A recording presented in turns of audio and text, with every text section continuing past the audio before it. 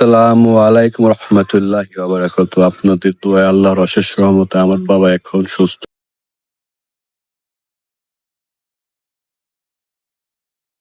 আমার বাবা যখন 12 তারিখ রাত 1টার দিকে অসুস্থ হয়ে যায় তখন এরকম অবস্থা হয়ে গিয়েছিল, মানে কি থুয়ে কি করব কিছুই বুঝতে পারিনি। পরবর্তীতে সজয়পাড়া সরকারি হাসপাতালে নিয়ে আসার পর ইসিজি করার পর সেখান থেকে কন্ডিশন অনেকটাই খারাপ ছিল।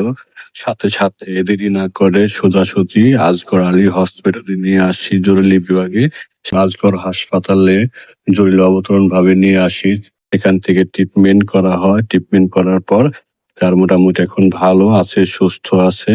বাবার মতো আগলে ধরে রাখা ছায়াদের মতো হয়তো আর কেউ থাকবে না।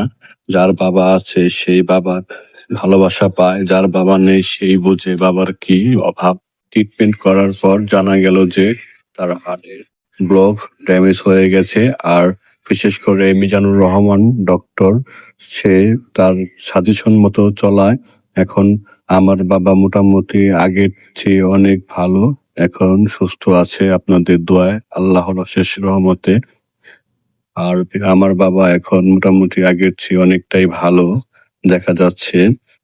তার মানে 20 তারিখে বৃহস্পতিবার দিন আপনার পেসমেকার বসানো হয়। পেসমেকার বসানোর পর এখন মোটামুটি সে ভালোই ফিল করতেছে। কথা বলে জানা গেল যে না, আগের চেয়ে অনেকটাই ভালো।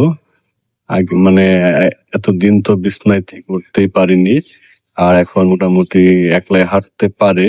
তারপরও ধরে নিয়ে হাঁটতে হয়, যদি হস খেলে পড়ে যায় তাহলে তো আবার আরেকটি অ্যাক্সিডেন্ট ঘটবে। তাই তাকে যতটা পারি যত্ন সহকারে নিয়ে যাই, নিয়ে আসি। কারণ বাবা হচ্ছে পৃথিবীর সবচেয়ে বড় একটি বটগাছ।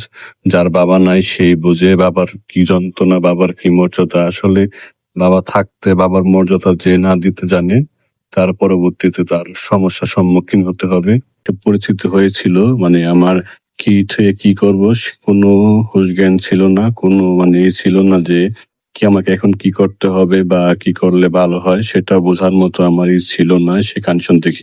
আর আমার আত্মীয় স্বজন সকলকে আমি ধন্যবাদ জানাই, কারণ তারা আমাকে সাহস দিয়েছে। আমার বন্ধু বান্ধব সকলে আমাকে সাহস দিয়েছে।